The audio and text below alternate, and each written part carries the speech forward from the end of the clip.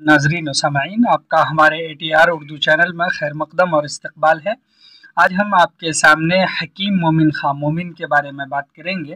तो आइए जो इम्पोर्टेंट है वो सब हम यहाँ पर आपको बताते चले कि हकीम मोमिन खां मोमिन ये सन 1800 ईस्वी में पैदा हुए और 1852 ईस्वी में इनकी वफ़ात हो गई।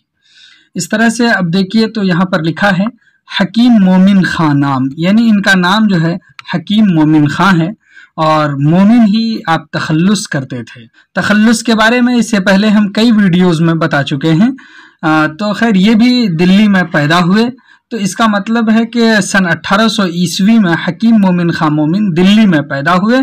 उनका ख़ानदानी पेशा तबाबत था, यानी आप जो है डॉक्टर थे ख़ानदानी एतबार से, इसीलिए आपके नाम में हकीम लगा हुआ है।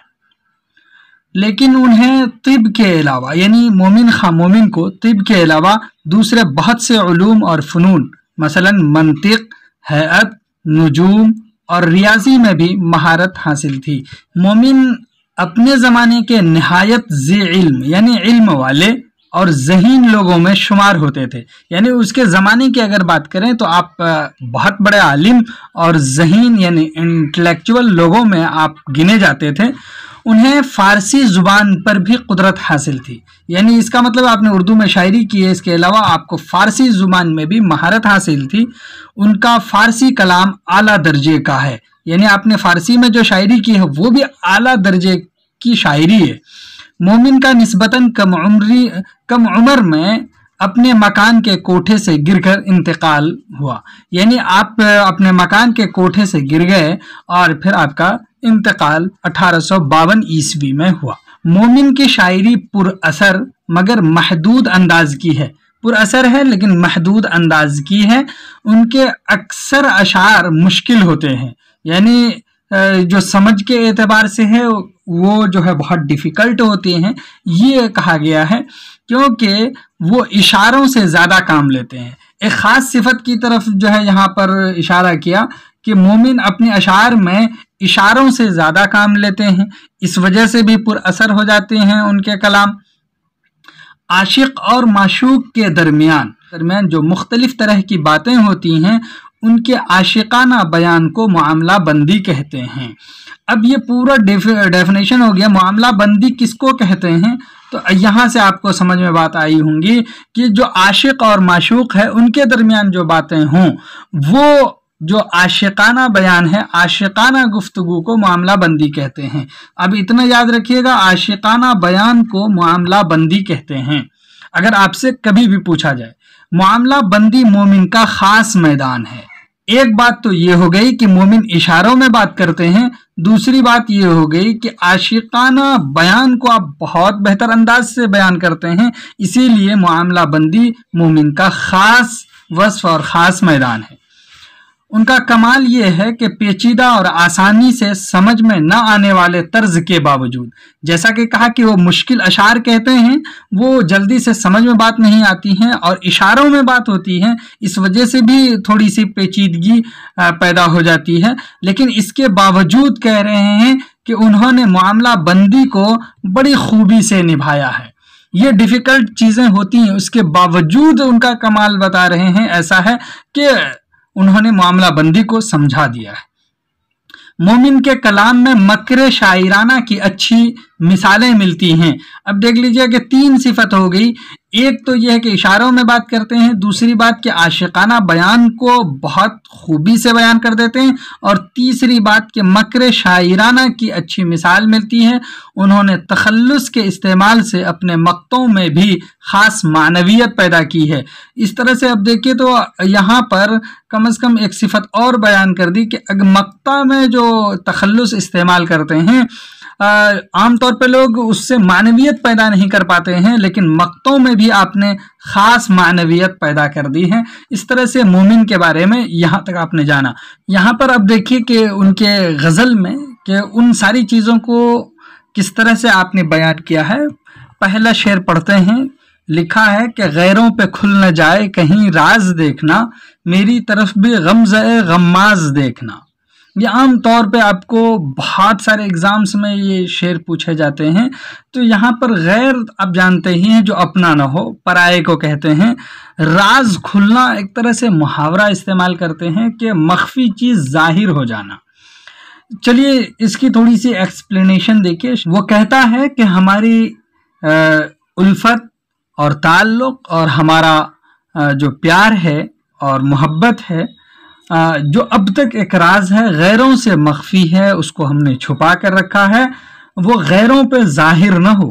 لہٰذا بزم میں میری جانب دیکھنا بھی ہو تو صرف اور صرف اشاروں سے ہی دیکھ لینا، لوگوں کی نگاہوں سے بچ کر میری طرف دیکھنا، تاکہ کسی کو بھنک تک نہ ہو، خبر نہ لگے، احساس تک نہ ہو. یعنی کتنا احتیاط آپ نے کیا ہے اور اشاروں میں یہ ساری باتیں سمجھائی ہیں. دوسرے شعر ہے، اڑتے ہی رنگ رخ میرا نظروں سے تھا نہاں، اس مرغ پر شکست کی پرواز دیکھنا. اس میں دیکھیے رخ کہتے ہیں چہرے کو، چہرے کا رنگ اڑنا گویا ایک محاورہ ہے. خوف طاری ہونا، بدحواسی چھانا، یہ محاورہ استعمال ہوتا ہے.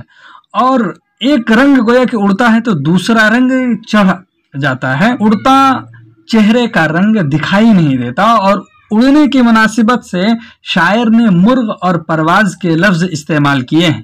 شاعر کہتا ہے کہ میرے چہرے کا رنگ اڑا اور اڑتے ہی نظروں سے اوجھل تھا، یعنی وہ غائب ہو گیا، ہمارے نظروں میں نہیں تھا. نہا کہتے ہیں چھپ جانے کو. اب یہاں پر ہے اس مرغ پر شکست کی پرواز دیکھنا، یعنی اس ٹوٹے پر کے پرندے یعنی برنگی پرواز کو تو دیکھو کہ ایک لمحے میں نظروں سے غائب ہو گیا ہے. یعنی جس کا پر ٹوٹا ہوا ہو، شکستہ پر کے ساتھ پرواز دیکھنے کے لائق ہوتا ہے. اس کے بعد تیسرا شعر ہے کہ دشنام یار طبع ہزی پر گراں نہیں، اے ہم نفس نزاکت آواز دیکھنا. اس شعر میں شاعر اپنے محبوب کے آواز کی ایک تعریف کر رہا ہے. گویا کہ آپ اگر دوسرا شعر سمجھیں گے تو پہلا آپ کو سمجھ میں آ جائے گا. تعریف کر رہا ہے اور کہتا ہے کہ میرے محبوب کی آواز کی نزاکت کا یہ عالم ہے. کہہ رہے ہیں اگر اس نزاکت میں اس کی گالیاں بھی اس رنجیدہ طبیعت پر ناگوار نہیں گزرتی، یعنی ہمیں ناپسند نہیں ہوتی ان کی آواز، حالانکہ نہ ہی گالیاں گوارا ہوتی ہیں اور نہ ہی گالیاں دینے والا، مگر اس کی آواز کی نزاکت ناگوار کو گوارا بنا دیتی ہیں. یہ کمال ہے ان کی آواز کی. گویا کہ دیکھیں تعریف کس طرح سے کی ہے. اس کے بعد ہے شعر کہ دیکھ اپنا حال زار منجم ہوا رقیب، تھا سازگار طالع ناساز دیکھنا.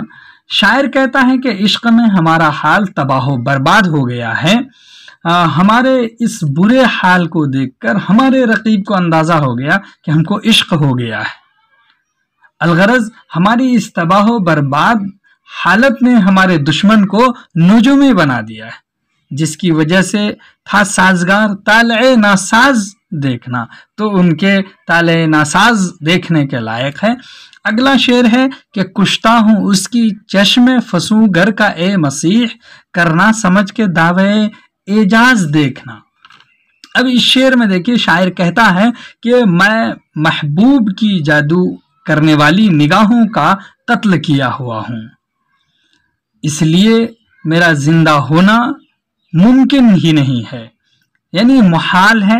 لہذا حضرت مسیح آپ اعجاز کا دعویٰ ذرا سوچ سمجھ کر کیجئے، کہیں ایسا نہ ہو کہ آپ کا اعزاز کام نہ آئے اور آپ کو شرمندگی اٹھانا پڑے. ترک صنم بھی کم نہیں سوز جحیم سے، مومن غم معال کا آغاز دیکھنا. اس میں دیکھ لیجئے کہ انہوں نے جیسا کہ کہا ہے کہ وہ معنویت پیدا کر لیتے ہیں اپنے نام سے، یعنی تخلص کے استعمال سے بھی. تو یہاں پر محبوب کو چھوڑنے کی تکلیف جہنم کی تکلیف سے کم نہیں ہے، اس کی طرف اشارہ کیا. لہٰذا اس تپش و تکلیف یعنی جس محبت کا انجام ہے، محبت کا غم معال تکلیف اس درجہ ہے، تو اس کا آغاز دیکھیے کتنا خطرناک ہوگا. یہاں پر جو ہے دیکھیے ترک صنم بھی کم نہیں سوز جحیم سے. ترک صنم کا مطلب ہے کہ محبوب کو ترک کرنا، محبوب کی محبت سے دستبردار ہونا، چھوڑنا، یہ کم نہیں ہے جہنم کی تکلیف سے، جہنم کی جو پریشانی ہے اس سے۔ مومن اپنے نام کو کہا کہ مومن غم معال یعنی انجام، یعنی غم کا جو انجام ہے، کہا کہ وہ چھوڑنا جو ایک تکلیف کی بات ہے تو یہ غم معال ہے کا آغاز دیکھنا، اس کا آغاز کیسا ہوتا ہے وہ دیکھنے کی چیز ہوتی ہے۔ چلیے پھر ہم آپ سے ملتے ہیں اگلے ویڈیو میں، تب تک کے لیے خدا حافظ۔